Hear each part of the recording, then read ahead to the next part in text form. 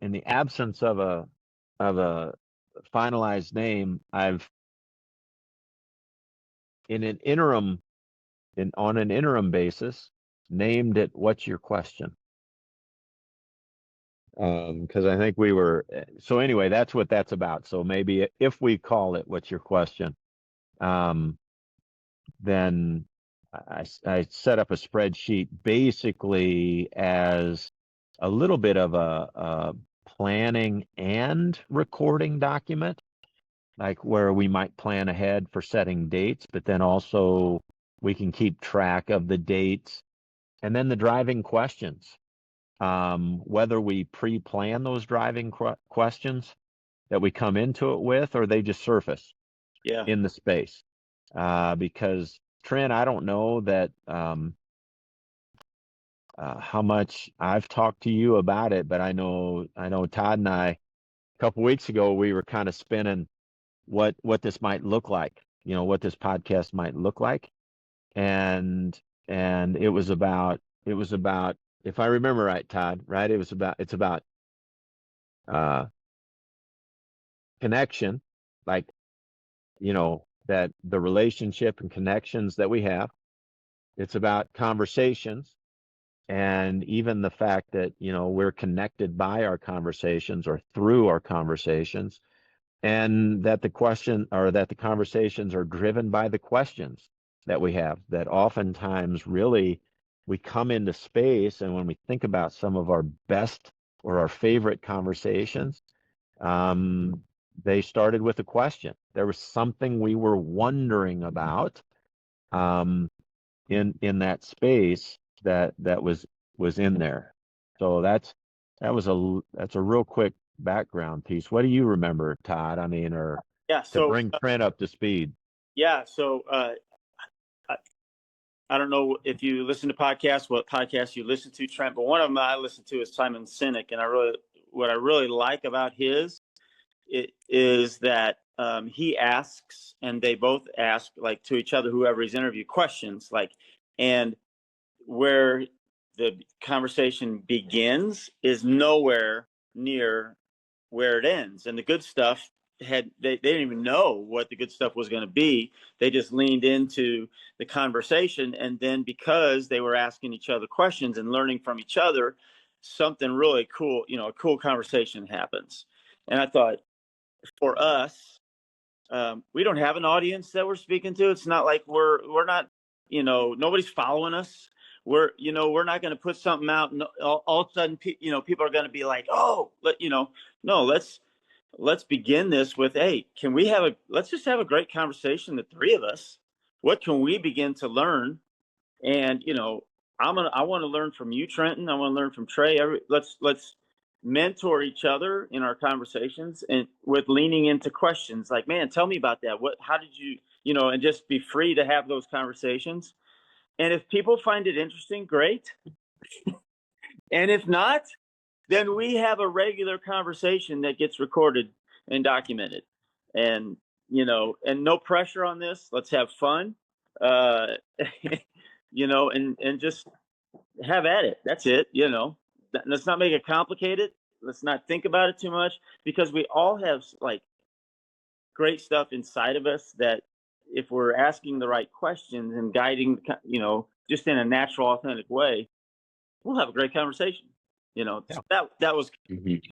Uh, And actually, Todd, one of the things that I even thought about was like this conversation today. If this was one of them, one of the questions I would maybe lead with or start with is like, hey, Trent, like you're making this big transition, from Kentucky, from Ohio County in Kentucky to Versailles in Missouri. Like, what are some of the things that you're paying attention to as you're moving into that new role as the head football coach in Versailles?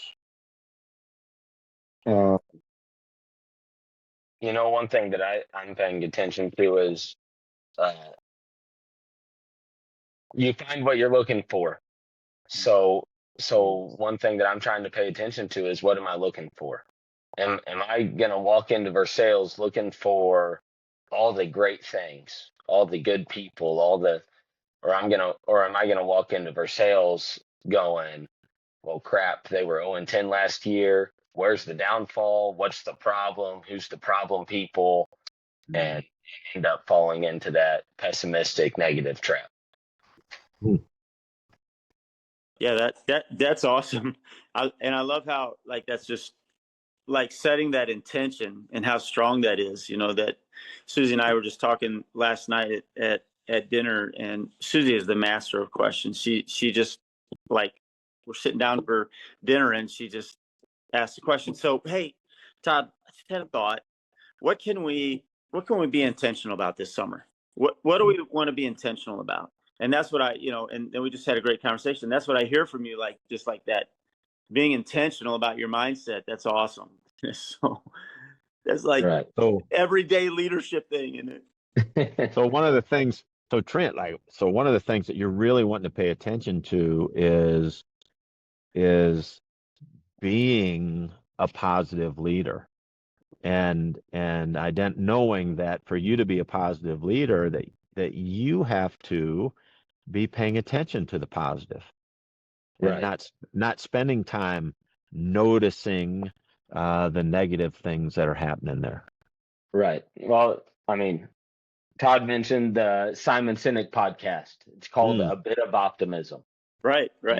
And Yeah. Simon Sinek is a self-proclaimed optimist, and says that he'd rather live in a world, I don't remember how Simon Sinek puts it, but it's something like, I'd rather be looking for the good and see the good in people and maybe be caught off guard when something isn't quite what I expected or thought, than be looking for the bad and not recognize all the beauty around us. And again, I don't remember how he puts it.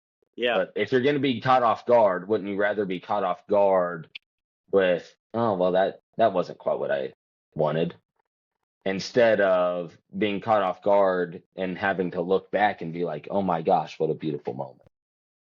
Yeah. That's awesome. And that will serve you well.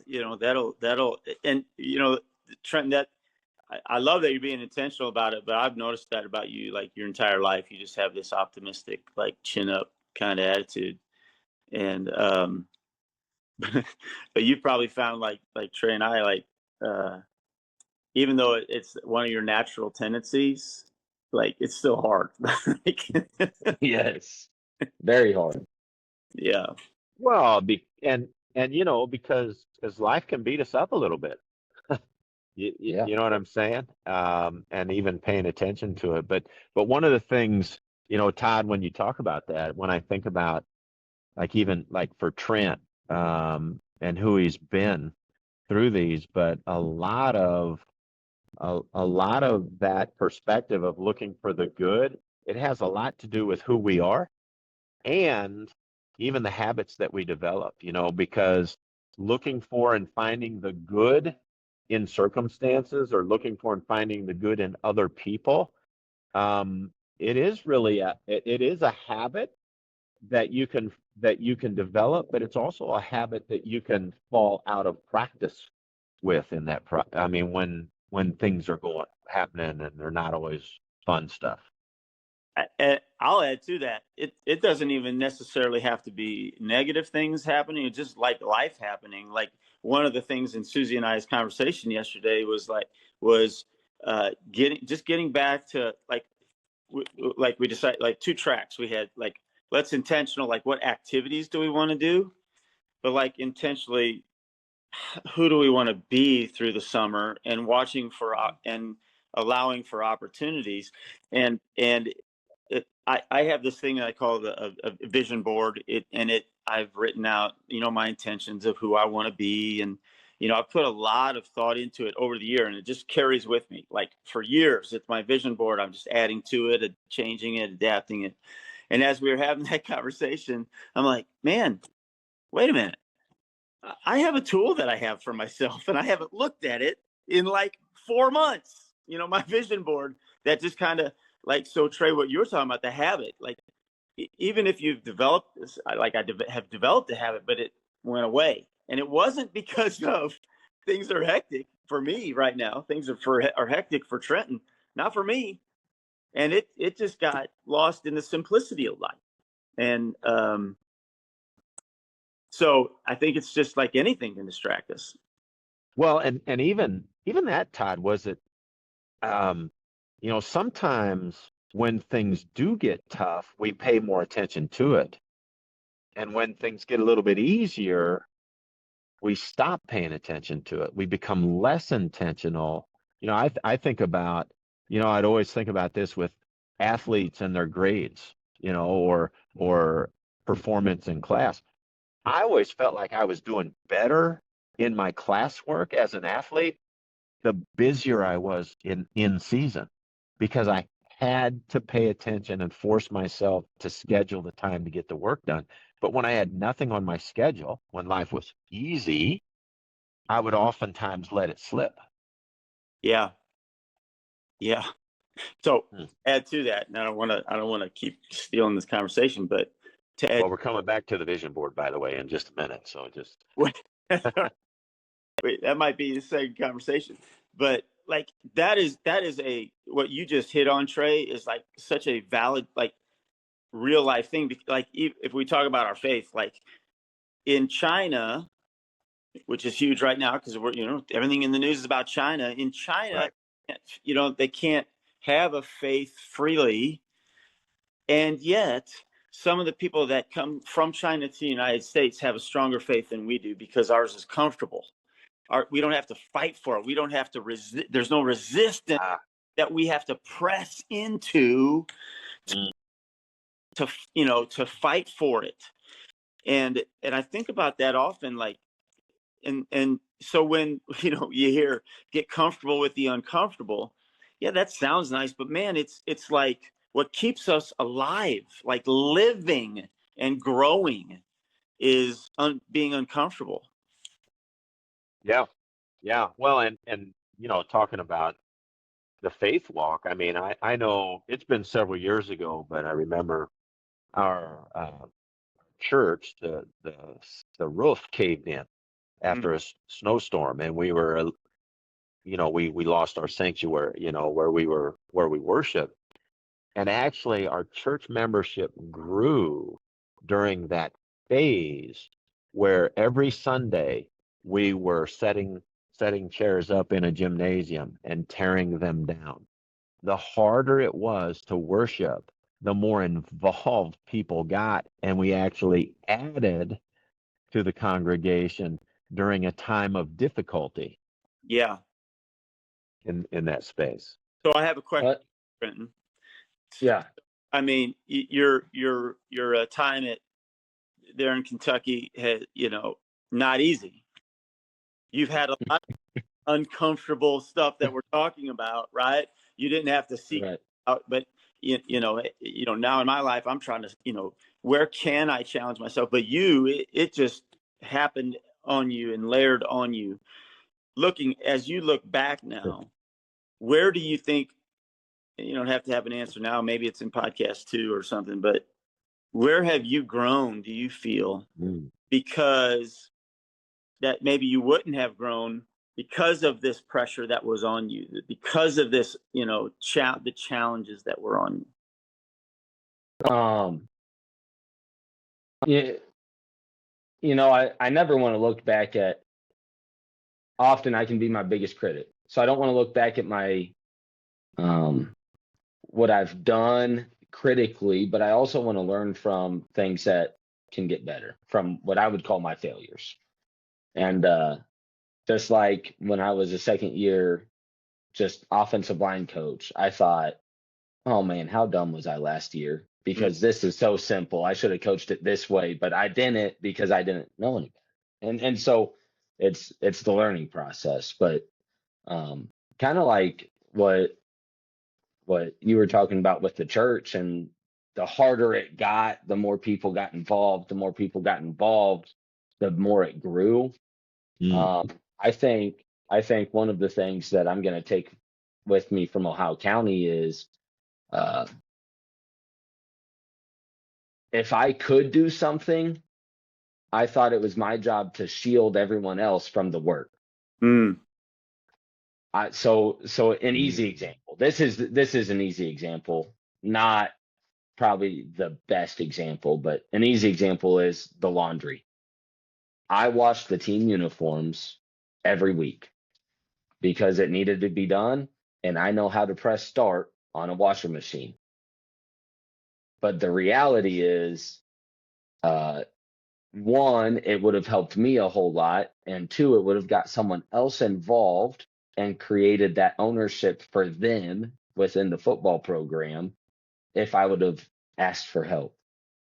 And so one thing, and I haven't found the answer. I'm not going to say that I've even done this yet, but one thing that I want to be better at is I want to be better at asking for help and thinking of it as a way.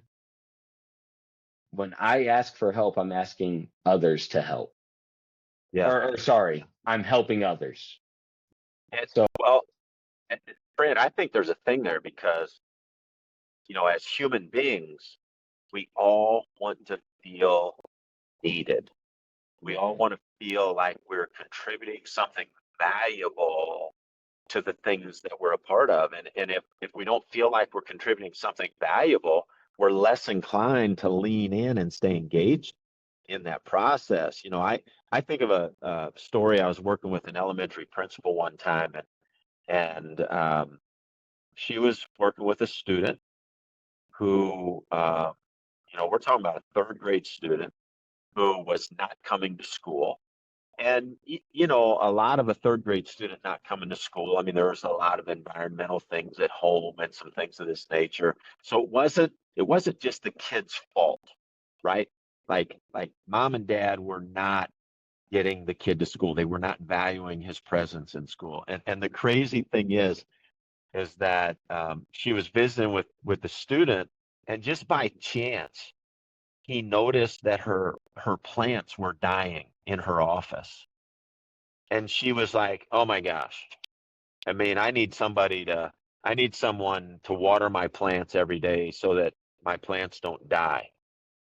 And she assigned him the duty of watering her plants and convinced him that she needed him to water her plants or they would die. And you know what that kid's attendance did? He started coming to school. He started making his parents bring him to school because his principal needed him to water her plants. And I think, to me, it's just a great picture of like what you were talking about, Trent. Sometimes as a leader, we're so afraid to ask people to share the ownership of the work. And really, it's the shared ownership of the work and that feeling of being needed. That's what engages us. That's what motivates us to be a part of it. It makes us feel valuable and valued in the process. Yeah. Right. Awesome. And Oh, I need to hit pause. I got to go to a kindergarten graduation. I got to go. Okay. Awesome. Number one, honestly, because I think there's some, this is exactly what I was talking about. Like what I envisioned, like we could not predict that this conversation that we just had when we started. At the end of it, we name it. Okay. The end of it is like a bit of optimism. Hey, what's the question? Okay. What ended up being the great question? That's the name of this particular podcast, Well, right. for this episode, this episode. right? Yep. So, Hey, so do we want to just call them in general? What's your question, or what's the question? And then we'll have a question and then each episode the answer Yep. to the question is going to be the name of the episode. So, Yep. hey, and guess what? The discovered question. You got to go do pop duties. Yep. And Trent, I got to go too, but it's a different kind of go. Yep. All right. Sounds good. Love you both. All right, man.